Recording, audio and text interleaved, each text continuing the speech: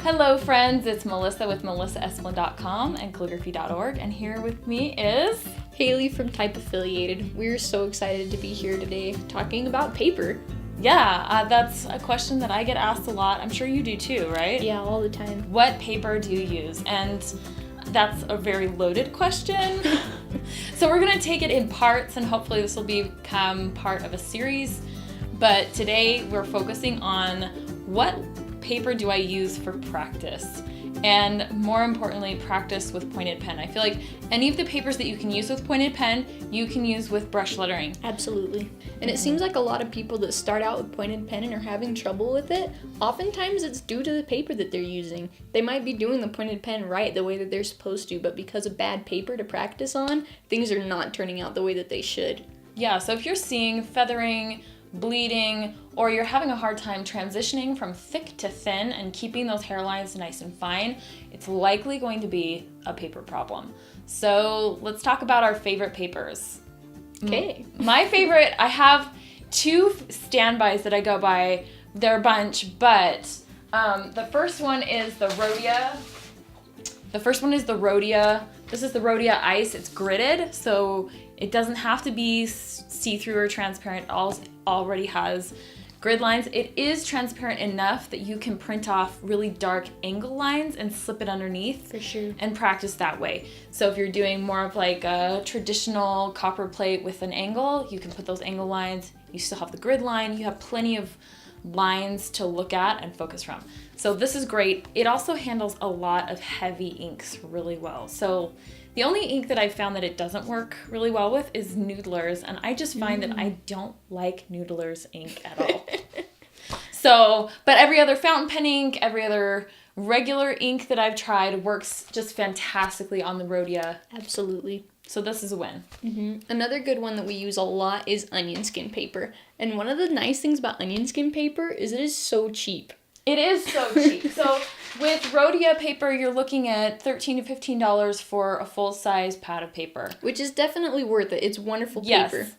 But for this onion skin paper, it comes in like this. It comes by the ream. So you can buy 500 sheets at a time. Rather than Rodya comes in 80 sheets. Yeah.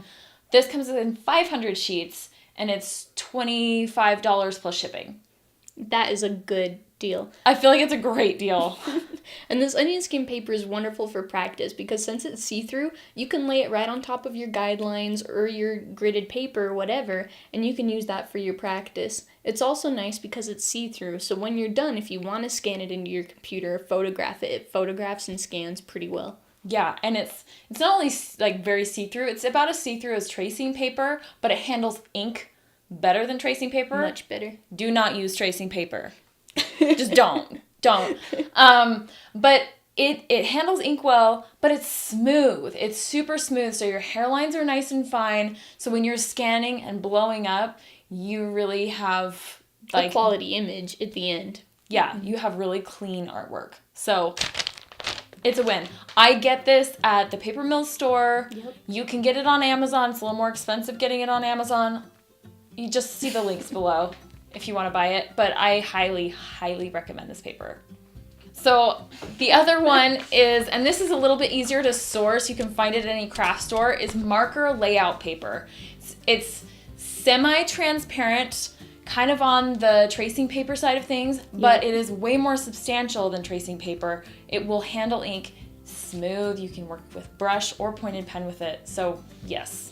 Yeah, marker layout paper is awesome. Too, when I'm doing something just a little bit more finished, this pad right here is the kind of paper that I personally like to use. It's really, really smooth, really, really nice. It gives you great work if you're working with pen or with ink.